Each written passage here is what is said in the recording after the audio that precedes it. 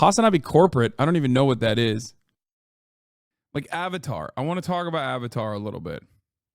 Every single thing that I've heard about the Avatar live action, which is the first time it's ever been made, obviously never. There's no other Avatar. There is no war in Ba Sing Se, and there is no other Avatar. Okay, if you try to tell me about like M. Night Shyamalan and his Avatar series, I will say, who is that? Avatar has never existed. There's only one Avatar, and that is the animated one. So so much of what I have heard about Avatar in general has just been so disappointing. It happened, you cowards. I don't know what you're talking about. It never happened. Bro, you need Desi friends. Shamal M. Night. Yeah, I can't say his last name correctly. Bro, I can't say English names correctly either. Shyamalan. All right, anyway.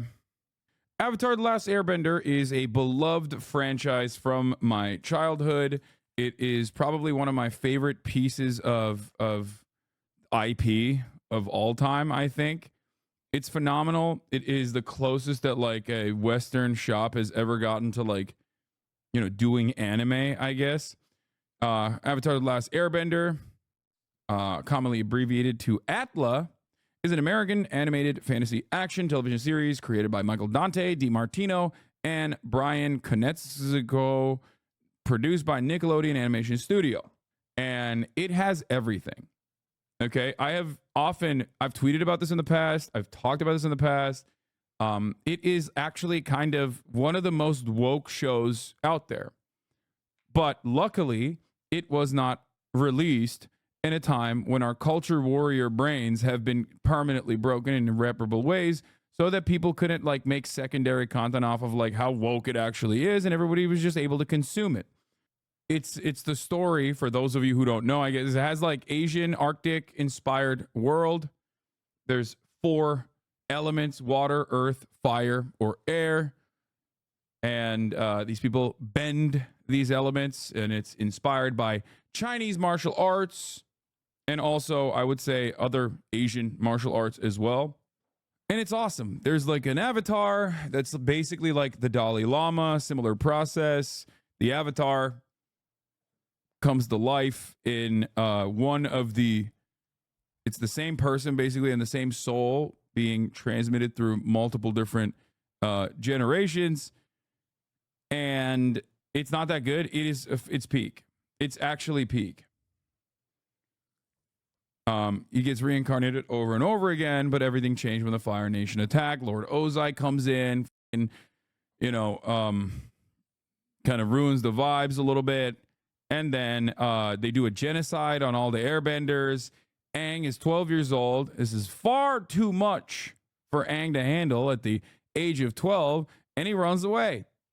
And when the world needed, Ozai, sorry, Sozin. When the world needed him the most, right? Aang, little bald guy with the arrow on his head, vanishes. Just watch the trailer. Honestly, I don't know why I did that. I should have just shown you the goddamn trailer, as a matter of fact, because it is literally the best way to describe to you the story. Here. Water. Earth. Fire. Air. Long ago. Is there anyone who's never seen this? Is a good question. Is there anyone who has never seen this? Like me? Wait, really? Fuck. I wish. Dude, I'm gonna be honest with you. I wish this was my first time watching Peak. I wish this was my first time encountering Peak. Oh my lord. It's so good. The 4 nations lived together in harmony. Then, everything changed when the Fire Nation attacked. Only the Avatar, master of all 4 elements, could stop them. But when the world needed him most, he vanished. 100 years passed, and my brother and I discovered the new Avatar, an airbender named Aang. And although the thing is, it's so like comfy, it's so cozy, it's so fun. And I won't say, Will said he doesn't like it. Yeah, I don't care. Okay. Love Will, but like, live your life, everybody. You don't have to You don't have to get permission from Mr. Cinema, okay? It's good. It's really good. Though his airbending skills are great, he has a lot to learn before he's ready to save anyone. But I believe Aang can save the world. So basically, yeah, he just has to go and master all the skills that he wasn't able to do in the normal process because of the genocide against the airbenders. And that's the whole story. It's like pretty basic, right? Hero's journey, yada, yada, yada. However, along the way, the friends that he makes are incredible. There's like a story about rehabilitation and retribution. There is literally like war criminals being rehabilitated, but not in a negative way, like in an actual rehabilitation for war criminals. I'm not talking about like George W. Bush getting rehabilitated because he paints trees and shit. Like, you know, one of the most goated characters. One of the best characters in the entire universe is literally a disabled person. Like straight up.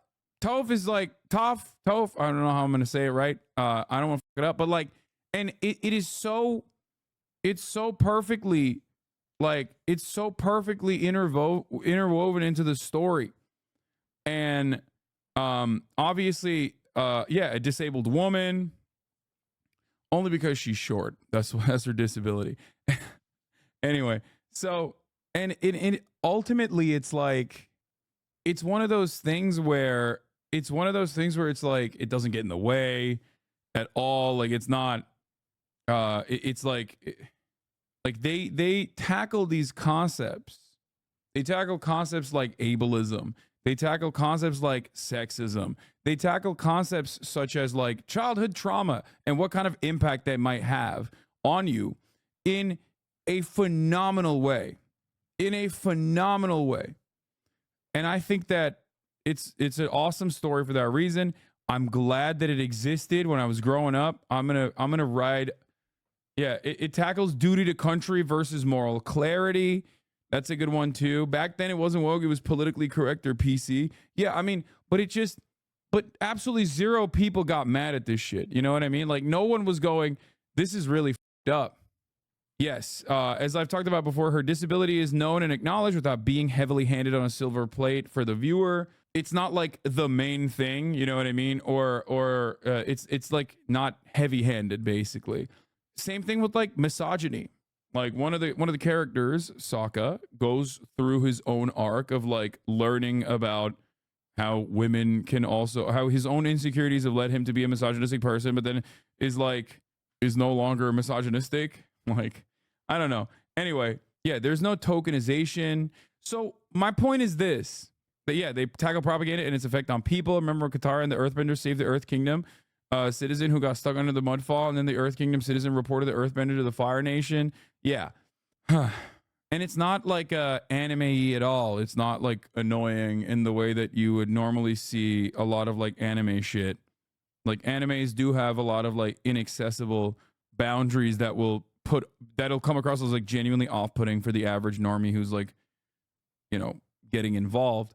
So the point is, it's great. It's a great show. It's a great cartoon, and it's phenomenal. And with phenomenal works, it's very difficult to change the original dynamic in which it was created and intended to be consumed, right? And that is, unfortunately, that's where it ends, basically. It's good while it lasted. Will called it mid the other day. Yeah, whatever. I don't care. It's very feel good. It feels awesome. It's a lot of fun, and it's good while it lasted. And then now they are, you know, trying to desperately rehash the IP because everything old must become new again because we have no new ideas. And it sucks. So let's get to why I'm talking about it. Because why am I talking about it? Well, I'm talking about Avatar: The Last Airbender because unfortunately they keep teasing new things. Netflix is making a live action version of it again, and they keep adding like new things. They keep leaking new things about it on the timeline that just suck. And it turns out the OG creators of Avatar: The Last Airbender actually pulled out of this project because they had disagreements What do you mean again? That's true. There's also another look. The meme in this community is that there's another Avatar: The Last Airbender movie, but I do not acknowledge it because it's the most dog. I've actually never watched it. It is the most dog piece ever made. It should have never been made at all, and it's messed up. Anyway, so yeah, if you want to truly experience a masterpiece that's like really, really, really, really fun to watch and really feel good, I will suggest Avatar: The Last Airbender. The Korra series is also fine. The one that followed, it's not as good, but it's still decent. You know, to be fair, the creators made Legend of Korra, which is ideologically very anti-communist. Sadly, I know. Oh, did I say Korra? Whatever. Shut up. Korra, and it is it is very liberal, but let's look at some of the idiotic things that have come out so far about it. One of the things that I saw that was inevitable was that made its way into my timeline. That was very frustrating. Was this? Here, I'll read it out. Netflix pushed for the decision to remove Sokka's sexism from Avatar: The Last Airbender. Certain areas of Katara's character have also been removed, including some gender issues that didn't quite translate from the cartoon. Now, a couple things I want to point out here. People originally were very mad that this character wasn't like being portrayed by an actor who's indigenous, and obviously these characters are indigenous characters. Turns out he actually fucking is indigenous, and everyone just constantly fucking harps on shit like this, and it blows up on the timeline. So I looked into it. You want to know what's super sad about the situation? Not only is he actually indigenous, he's not from a tribe that is like acknowledged by the federal government, which is why, yeah, he's from a tribe that is not recognized by the federal government. That doesn't mean he's not indigenous. Yeah, he's like extra indigenous, okay? It's not recognized by any Cherokee Nation. Listen, he's a fake Cherokee. It's a fake tribe. We don't recognize them. From what I understand, there are a bunch of tribes that are not recognized federally at all, partially because one, they've either been completely wiped out, or two, they never actually made deals with the federal government at all. So now it's just completely unrecognized, even if they are literally a part of even though they are indigenous. Anyway, in Seattle, the Wamish natives are now recognized, and they were Seattle's first settlers. This tweet sums up my feelings. Yeah, I saw this, and we'll talk about that in a second too. So anyway, regardless of this dude's native background, okay, beyond this dude's like native background, that's like not the main point that we were going to talk about. That was the original thing that people were mad about, but that like kind of was cast aside. Who gives a shit? Okay. But ultimately, Netflix apparently is pushed to delete like a fundamental part of Sokka's journey, which was that he was like sexist. And that was a part of his character development, like learning that he should not be, right? That's supposed to be character growth. I don't know if it's like the Netflix diversity team that is just like, no, you can't even show this at all, or what the it is. Like, it has to be like a perfect child or something. It's just, I don't know. I think one problem is misogyny hits different when the actor's in his 20s and not 13, but he's portraying like a teenager ultimately. Anyway, here it is. So it's my fault. I knew I should have left you home. Leave it to a girl to screw things up. You are the most sexist, immature, nut-brained... I'm embarrassed to be related to you! Ever since Mom died, I've been doing all the work around camp while you've been off playing soldier! Katara? The entire point of Sokka's character being sexist is that it is a perfect way to explain what fucking sexism is. Sokka is a coward. He's a fool. But he's a man, and therefore automatically, in a way that is not dissimilar to like Ben Shapiro's Lady Ballers, right? He thinks because of his misogynistic tendencies that he's automatically better than the female character, his sister, who is a very powerful waterbender, Katara. That's the whole point. And he just keeps getting his ass beat by women until he realizes, like, never mind. This is like I'm fucking dumb. That's the best way to describe it. It is supposed to be about male fragility, misogyny, and how this kind of bigotry basically dulls your senses and your sensibilities and makes you a dumber person overall. That's the whole point. It's also a big part of like other very important characters' arcs as well, including, I think, probably one of my favorite characters. What was the Suki, right? The one with the face paint. Like, is that her name? I forget. Who is, dope. God, there are so many great characters in this show. It's awesome. Anyway, it also touches on how the tribe's customs were sexist, just how in the real world the environment teaches shit like this. Exactly. So they literally find the Avatar because he's sexist in this scene. Yeah. Like her anger and her waterbending cracks this iceberg, which reveals the Avatar in here. Let me tell you. Settle down! No! That's it. I'm done helping you. From now on, you're on your own!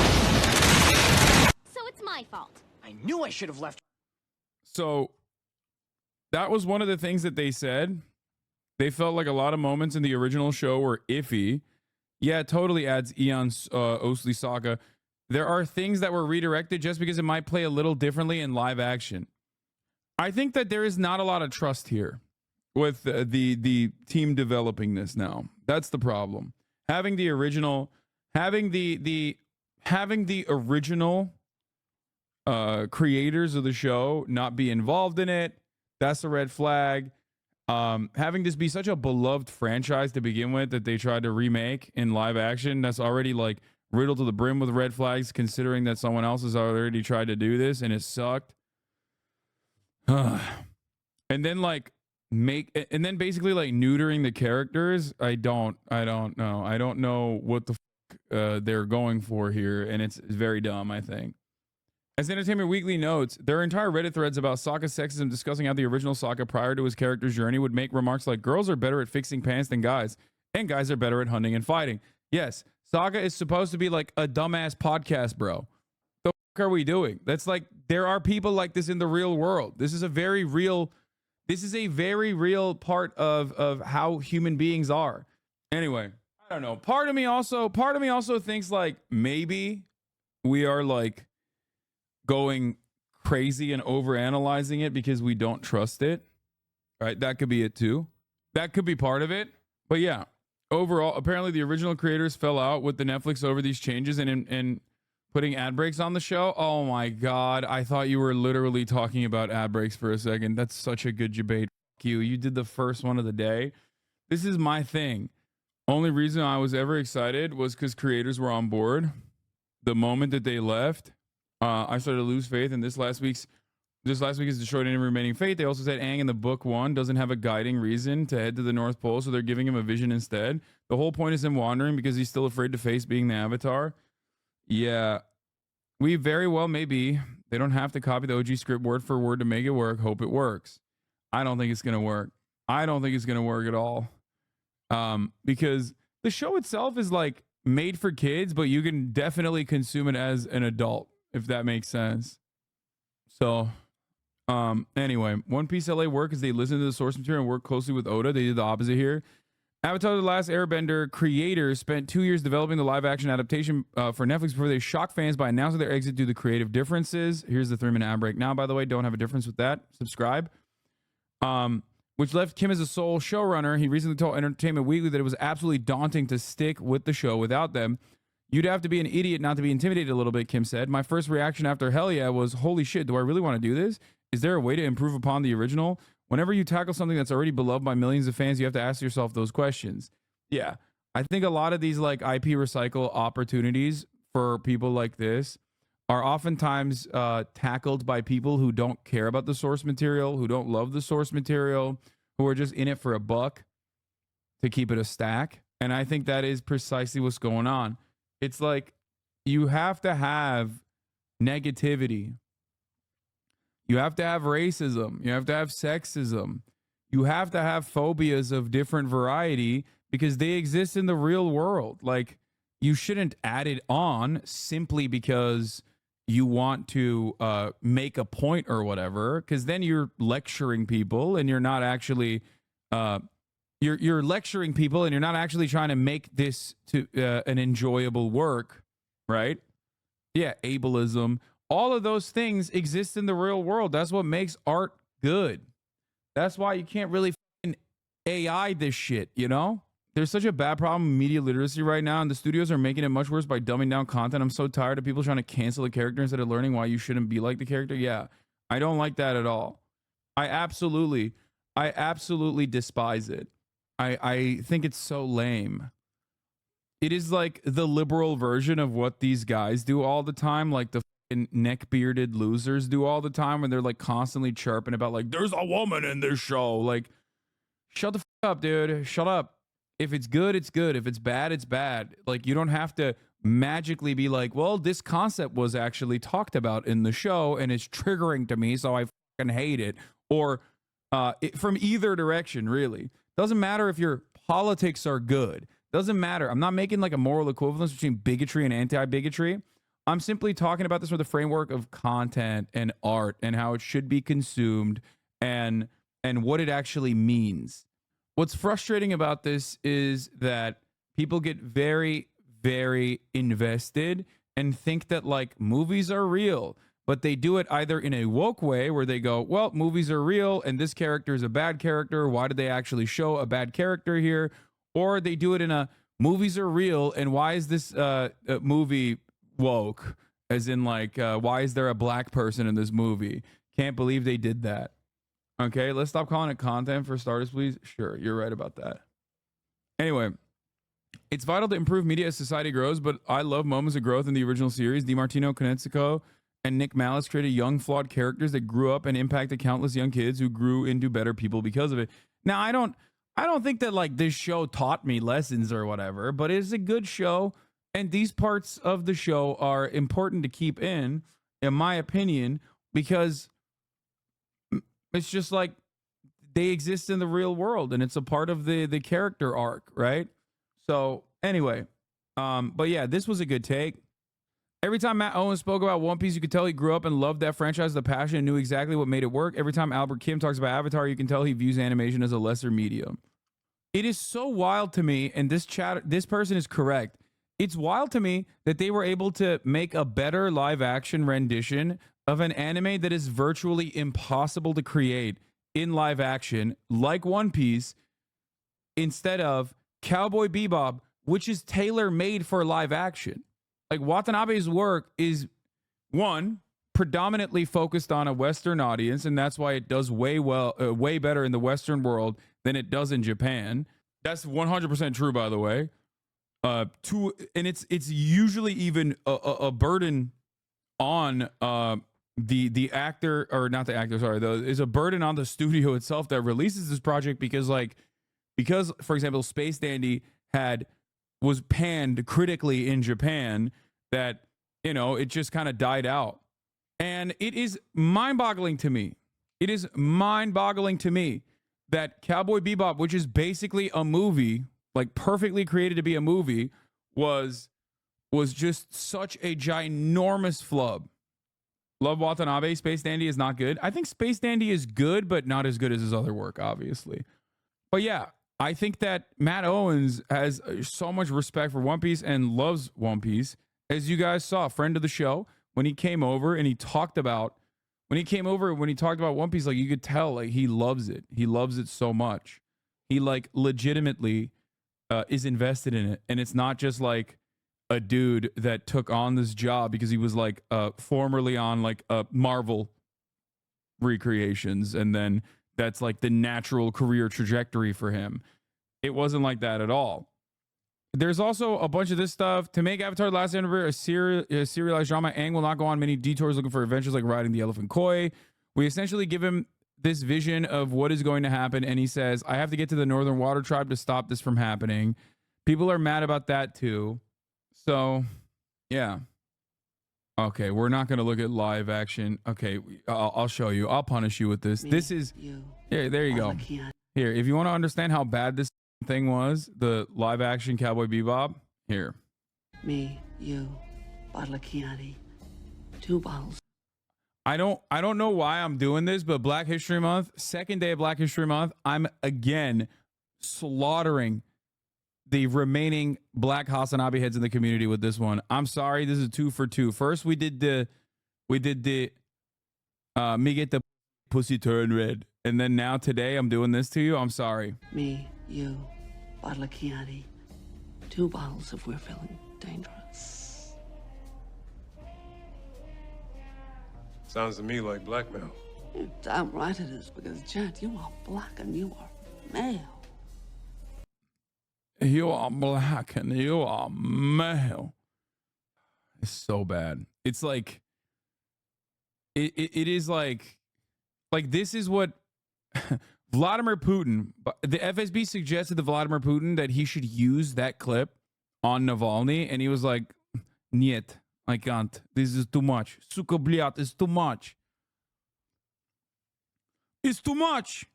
Use the enriched polonium instead. This is too much." That's what they said. I'm doing war crimes, yeah. So yeah, they there was like a master list of all the different things that that they've released so far, and I don't know if I liked it or not. I'm trying to find it now, but I wanted to go through it real quick. Someone who I think a HasanAbi had actually posted it, and then I saw someone, but there was like a list of all the things. Yeah, oh yeah, this is the list. The dweebles. In the past few days, the Netflix Avatar: The Last Airbender series has misinterpreted Sokka's sexism, misinterpreted Katara's nurturing role, misinterpreted Aang's detour, wants to make Avatar: The Last Airbender like Game of Thrones. Every new thing I learn makes me lose faith. Please stop. I see this comment. The showrunner actually gives me hope that we will still see, despite Aang having all these responsibilities, he's still just a kid. I think that comment conflicts with Aang being determined comment, but ultimately the show's the final judgment. So yeah, it's just we'll see. I mean, I think we are making a mountain out of a molehill in many ways. Like, I think maybe we're just getting so mad. I agree that we should have flawed characters, but Sokka's main arc is not him being sexist. Yes, you're right. It is actually overcoming not being powerful, like not having any bending capabilities in a world where all the most powerful people are. He's like Usopp in that way, kind of.